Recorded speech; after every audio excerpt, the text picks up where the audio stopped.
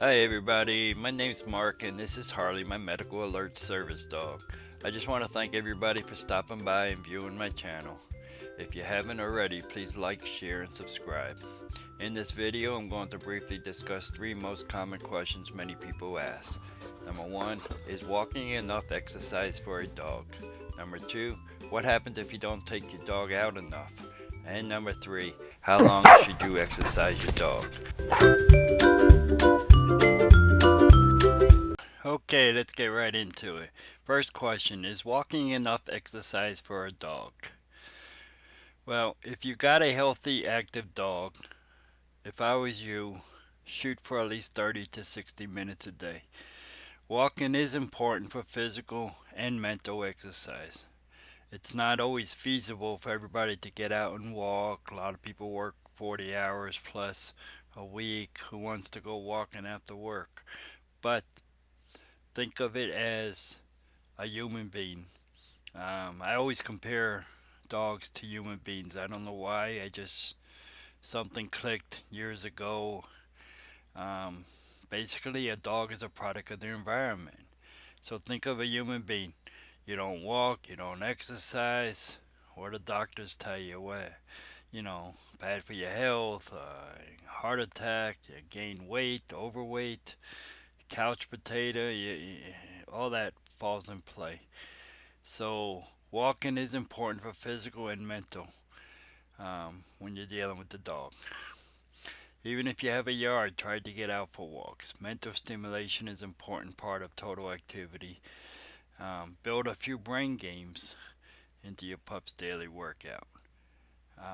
Maybe you're just in the yard, walking back and forth and picking up things, raking leaves. Have them sit, lay down, sit again, lay down. Throw the ball in between while you're working. Just keep them active. Dogs love to work. Exercise is good for them, just like it's good for us. Number two, what happens if you don't take your dog out enough? Well, just like humans, and you're going to hear me say that a lot and compare it, but it is true, it is factual. If your dog isn't getting enough physical activity, he or she may put on too much weight,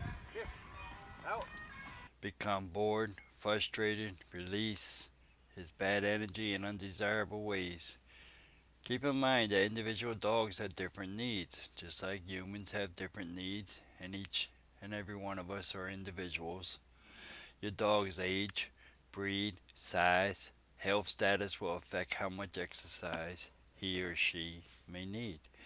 The key to introducing exercise is to take it slow and easy. Slowly build up to each activity and let the pet guide how much he or she can do while monitoring for any aches and pains after a new activity.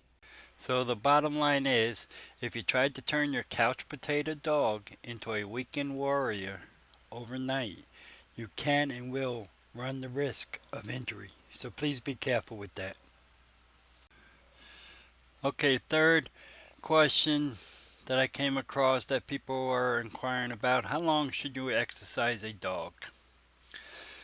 Healthy dogs without any medical conditions can start with a 5-minute walk 3 times a day. That's what I would recommend. Gradually increase the time until the dog can walk for 30 to 45 minutes. Be mindful of the high temperatures though. Each pet has different tolerance for heat, but overweight dogs and those with short noses especially are especially at risk. So be careful of those. Short nosed, they're known as, I'm not sure if I'm saying the name correctly, Brachycephalic dog breed owners should also exercise caution with starting an activity program. Dogs with shortened noses or faces might not be able to get air in effectively as their long-nosed peers, so be extra careful with dogs like bulldogs and pugs. Since these dog breeds generally don't tolerate heat well, I would suggest taking them on shorter walks with longer breaks in between. I'll drop a link below the description which will explain in detail about the health and welfare issues of the Brachycephalic type dog breeds. Likewise, if your dog has health issues, such as, let's say, joint problems or a heart disease, seeking out veterinary physical rehabilitation services that can help improve your dog's strength and mobility while limiting the risk of further injury or worsening cardiovascular disease. Once you have a better grasp on your dog's abilities and limitations, you'll be able to find his exercise sweet spot. Now, people, there's 100,000 different trainers out there, and a lot of self-taught. Everybody's got their own little hitch and what works for them. They're all just suggestions. I myself am not no professional. I just know what I learned in the last few years with my dog, and my dog is a service dog, so there's a little more that goes into it with the service dog. But generally, it's all the same thing. Dog's a dog. Exercise is good for their health. Just know your breed. There's a lot more to know in reference to each breed's health conditions and what they're susceptible to and acceptable to, and can't even talk straight. Okay, that about wraps it up. Okay, so there is much more information to all this. Um, to me, these are the top 3 questions that I previously went over during this video. Um, you can click on the links and and read further depth in it. It is very important for exercise. Once again, no different than it's important for us humans to exercise. Except if you look at some of my body clips, um, I should practice what I preach. I just look at food and I gain weight.